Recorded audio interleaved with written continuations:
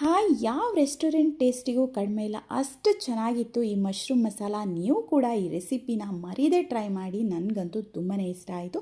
ತಡ ಮಾಡಿದೆ ವಿಡಿಯೋನ ಶುರು ಮಾಡೋಣ.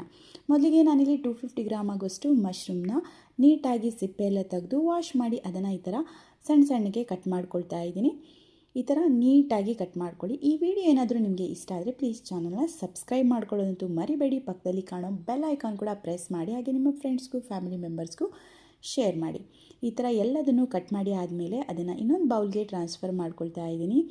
ಆಮೇಲೆ ಅದಕ್ಕೇ ನಾನಿಲ್ಲಿ ಸ್ವಲ್ಪ 1/4 ಸ್ಪೂನ್ ಆಗುವಷ್ಟು ಅರಿಶಿನ ಪುಡಿ, ಹಾಗೆ 1 ಸ್ಪೂನ್ ಆಗುವಷ್ಟು ಧನಿಯಾ, 1 ಸ್ಪೂನ್ ಆಗುವಷ್ಟು ಚಿಲ್ಲಿ ಪೌಡರ್, ಹಾಗೆ 1/4 ಸ್ಪೂನ್ ಆಗುವಷ್ಟು ಗರಂ ಮಸಾಲ, ಹಾಗೆ ರುಚಿಗೆ ಉಪ್ಪು. ಇವಾಗ ಇಷ್ಟನ್ನು ಹಾಕಿ ಚೆನ್ನಾಗಿ ಎಲ್ಲದನ್ನು ಒಂದು ಮಿಕ್ಸ್ ಮಾಡಿ ಒಂದು 5ರಿಂದ 10 ನಿಮಿಷ ಇದನ್ನು ಮ್ಯಾರಿನೇಟ್ ಆಗೋದಕ್ಕೆ ಬಿಟ್ಟುಬಿಡಿ. ಆಮೇಲೆ ನಾನಿಲ್ಲಿ 2 ದೊಡ್ಡ ಟೊಮ್ಯಾಟೊನ ಇದನ್ನು ಬೇಯಿಸಿ ನಾನು ತಗೊಳ್ತಾ ಇದ್ದೀನಿ. ಬೇಯಿಸಿ ಹಾಕ್ಕೊಂಡ್ರೆ ಚೆನ್ನಾಗಿ ಬರುತ್ತೆ ಟೇಸ್ಟು.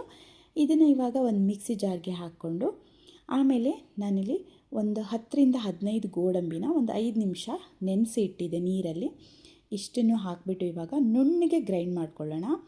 ಆಮೇಲೆ ನಾನಿಲ್ಲಿ ಒಂದು 2 ಆನಿಯನ್ನ ಚಾಪರಲ್ಲಿ ಚಾಪ್ ಮಾಡ್ಕೊಳ್ತಾ ಇದ್ದೀನಿ. ಇಲ್ಲಾಂದರೆ ನೀವು ಸಣ್ಣದಾಗಿ ಕೈಯಲ್ಲೇ ಹೆಚ್ಕೊಂಡ್ರೂ ಆಗುತ್ತೆ, ಯಾಕಂದರೆ ಸಣ್ಣದಾಗಿ ಹೆಚ್ಕೊಂಡ್ರೆ ಟೇಸ್ಟ್ ಚೆನ್ನಾಗಿ ಬರುತ್ತೆ. ಅದಕ್ಕೋಸ್ಕರ ಆದಷ್ಟು ಆನಿಯನ್ನ ಸ್ವಲ್ಪ ಸಣ್ಣದಾಗೆ ಹೆಚ್ಕೊಳ್ಳಿ ಈ ಥರ. ಆಮೇಲೆ ಒಂದು ಕಡಾಯಿಗೆ 1 ಸ್ಪೂನ್ ಆಗುವಷ್ಟು ತುಪ್ಪ ಹಾಕ್ಕೊಂಡು ನಾನಿಲ್ಲಿ ಮ್ಯಾರಿನೇಟ್ ಮಾಡಿಟ್ಟಂಥ ಮಶ್ರೂಮ್ ಏನಿದೆ ಅದನ್ನು ಚೆನ್ನಾಗಿ ಒಂದು 5 ನಿಮಿಷ ಫ್ರೈ ಮಾಡ್ಕೊಳ್ಳಿ. ಜಸ್ಟ್ ಒಂದು 15 ಮಿನಿಟ್ಸಲ್ಲೇ ನಿಮಗೆ ಸೇಮ್ ರೆಸ್ಟೋರೆಂಟ್ಗಿಂತನೂ ತುಂಬಾ ಚೆನ್ನಾಗಿರೋ ಮಶ್ರೂಮ್ ಮಸಾಲ ಮನೆಯಲ್ಲೇ ರೆಡಿ ಆಗುತ್ತೆ. ಏನು ರುಚಿ ಅಂತೀರಾ, ಆಹಾ.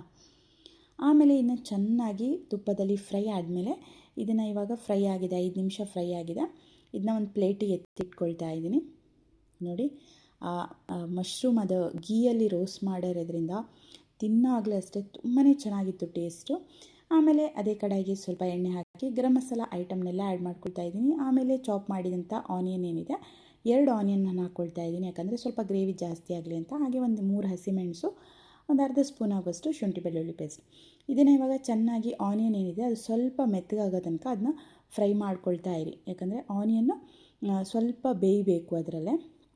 ಅಲ್ಲಿ ತನಕ ಒಂದು 2ರಿಂದ 3 ನಿಮಿಷ ಫ್ರೈ ಆದಮೇಲೆ ಈಗ ನೀವು ಗ್ರೈಂಡ್ ಮಾಡಿದಂಥ ಟೊಮ್ಯಾಟೊ ಪ್ಯೂರಿ ಏನಿದೆ ಅದನ್ನು ಆ್ಯಡ್ ಮಾಡಿಕೊಂಡು, ನಿಮಗೆ ಸ್ವಲ್ಪ ನೀರು ಬೇಕಿದ್ರೆ ಆ್ಯಡ್ ಮಾಡ್ಕೋಬೋದು. ಆಮೇಲೆ 1 ಸ್ಪೂನ್ ಆಗುವಷ್ಟು ಧನಿಯಾ, 1 ಸ್ಪೂನ್ ಆಗುವಷ್ಟು ಚಿಲ್ಲಿ ಪೌಡರ್, ಹಾಗೆ 1 ಸ್ಪೂನ್ ಆಗುವಷ್ಟು ಗರಂ ಮಸಾಲ ಪುಡಿ, ಹಾಗೆ ರುಚಿಗೆ ಉಪ್ಪು.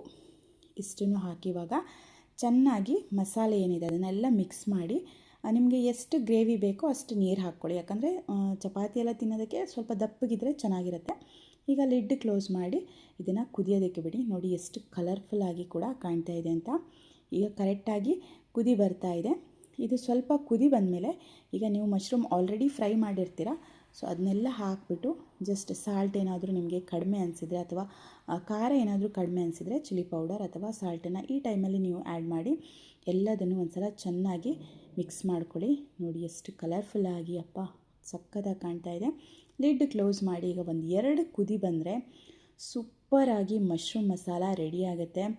ನನಗಂತೂ ತುಂಬಾ ಇಷ್ಟ ಆಯಿತು, ನಮ್ಮನೆಯವ್ರಿಗೂ ತುಂಬಾ ಇಷ್ಟ ಆಯಿತು. ನೀವು ಕೂಡ ಈ ಮಶ್ರೂಮ್ ಮಸಾಲನ ಟ್ರೈ ಮಾಡಿ, ಸಕ್ಕತ್ತಾಗಿರುತ್ತೆ. ರೋಟಿ, ಚಪಾತಿ, ರೈಸು ಎಲ್ಲದಕ್ಕೂ ಚೆನ್ನಾಗಿರುತ್ತೆ. ಲಾಸ್ಟಲ್ಲಿ ನಾನು ಸ್ವಲ್ಪ ಕಸೂರಿ ಮೇಥಿನ ಉದುರಿಸ್ಕೊಳ್ತಾ ಇದ್ದೀನಿ. ನೋಡಿ, ನೋಡಲಿಕ್ಕೂ ಅಷ್ಟೇ ಎಷ್ಟು ಕಲರ್ಫುಲ್ ಆಗಿದೆಯೋ. ಟೇಸ್ಟ್ ಅಂತೂ ತುಂಬಾ ಚೆನ್ನಾಗಿ ಬಂದಿತ್ತು.